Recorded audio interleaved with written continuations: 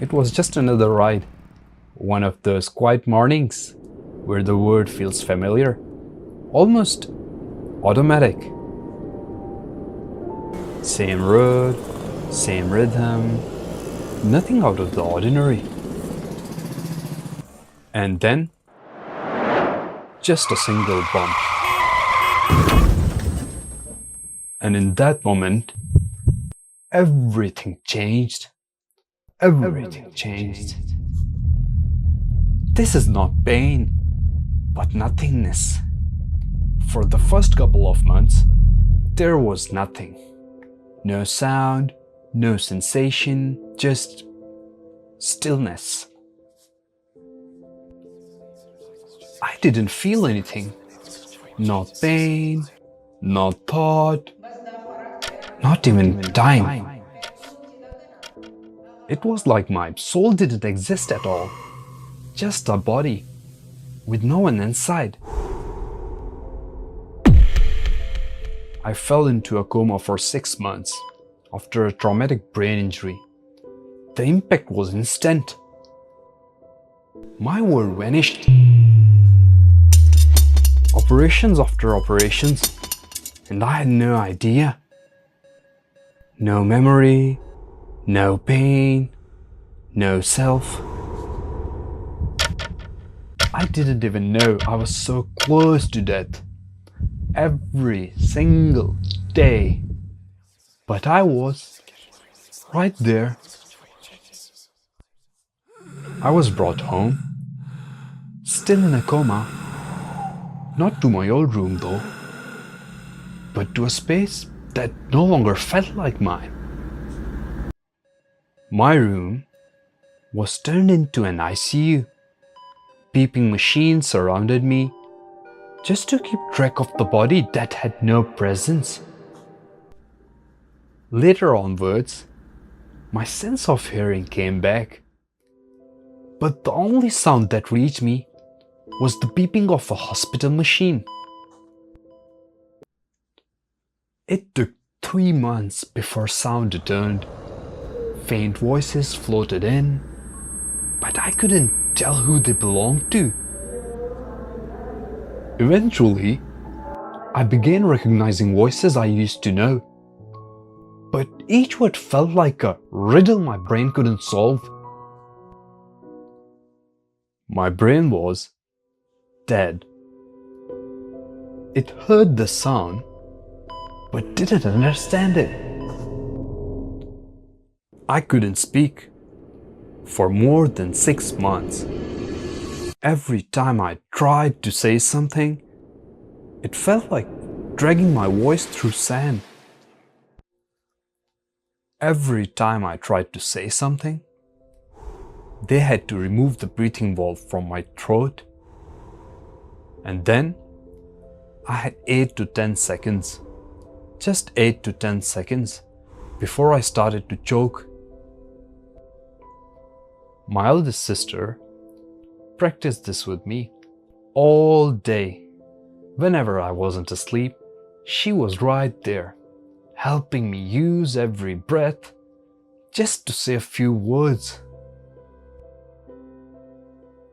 All this effort just so I could speak again, just so I could be myself again. Back then, I was always moving, an athlete on my school's football team, always training, always running. The day my father and brother lifted me toward a mirror, everything inside me cracked. I hadn't seen myself in months.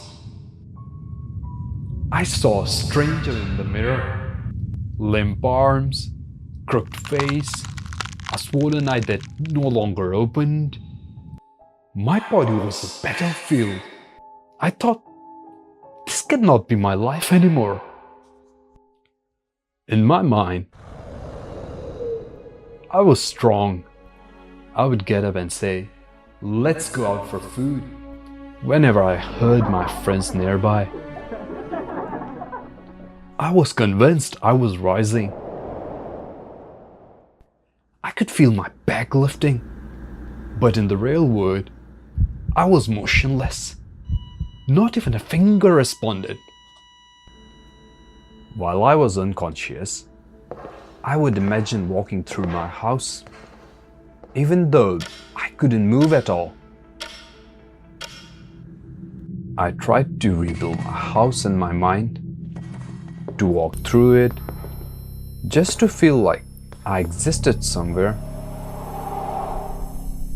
Not knowing who or where I was felt like being locked in a prison without walls. I couldn't even ask myself, who am I? The smell of food would occasionally reach me, as my mother cooked tirelessly for the visitors. I yearned to eat, but my body wouldn't respond, and my desire remained trapped inside me. For 7 months, I couldn't eat. The frustration and hatred built up inside me, but my body lacked the strength to show it. The first taste of real food after months was tangerine juice, fed to me by my sister, who carefully used a teaspoon as I couldn't even manage a sip by myself. Gradually, I began resuming small activities, like dining out with my family, though I still needed someone to support my head as I couldn't hold it up myself.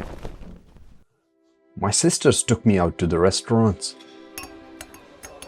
but it was a constant struggle. One had to hold my head while the other fed me,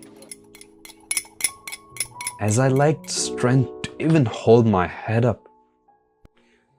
Every bite I took, what felt like forever, as I struggled to chew, too weak to manage even the simplest task. The months of inactivity made me feel like a newborn, relearning how to move, walk, and even speak once again from the start. For more than 6 months, speech eluded me. When therapy began, it was a struggle.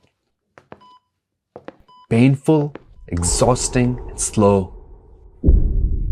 A valve in my throat helped me breathe. But every time I tried to speak, it had to be removed. A constant reminder of how fragile my body was. When the valve was gone, I could only try to speak for a few seconds before my body betrayed me and I choked. I lost the ability to see in 3D. Everything felt flat, fragmented, like a puzzle missing half its pieces. Where does it start? Where does it end? No clue. My brother helped me as I stepped outside for the first time. The sky above moved me to tears. Yet I could barely see it clearly. My right eye squinted unnaturally. Everything doubled. Misaligned. The word never looked whole. I constantly felt suffocated, as if even the sky and the mountains were cut in half, fragmented by my broken eyes.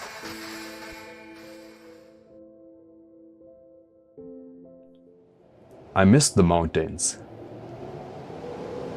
The beauty was still out there, but I couldn't reach it with my broken sight.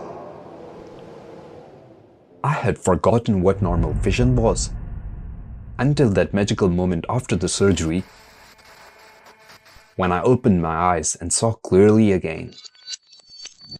With my distorted vision, even something as simple as going down the stairs became terrifying. Without depth perception, every step felt like a leap into the unknown. My eyes showed me two realities at once. I paused my studies for 2 years to fully focus on recovery, physically and mentally.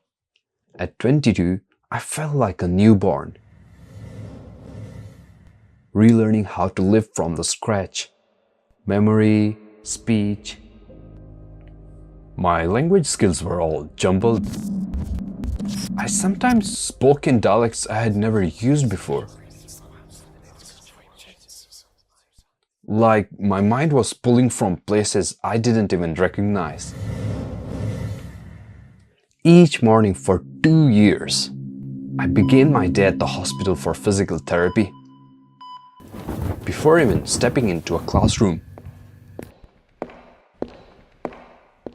One of the most haunting moments I faced in the hospital was during an ENG test. Sticky glue pinned the electrodes to my shaved scalp before they lowered a helmet-like device tightly over my head. Then the lights went out. For the next 15 minutes, I sat in total darkness, bombarded by machine sounds.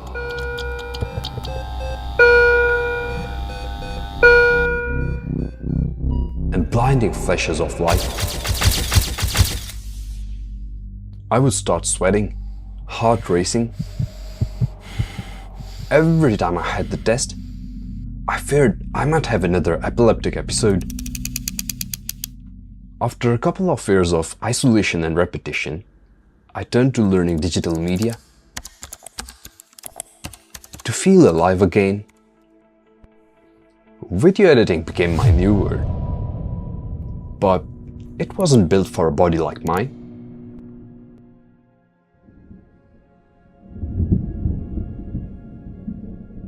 My body resisted, but I found ways to create.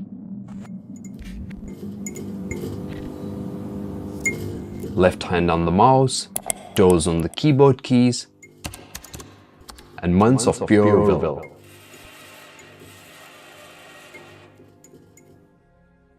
I kept rubbing my eyes, but the screen never got clearer, just more painful.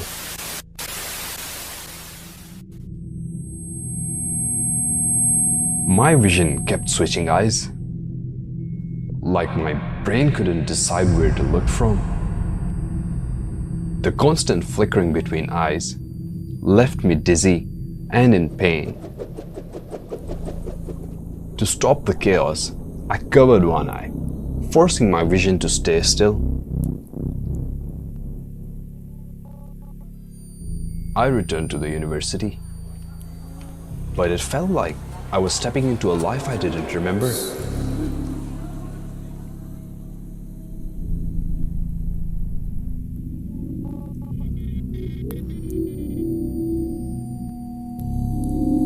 My memory loss made it feel like I was studying somewhere I had never been before. Still, I finished my degree on time. With support, persistence, and a quiet kind of strength.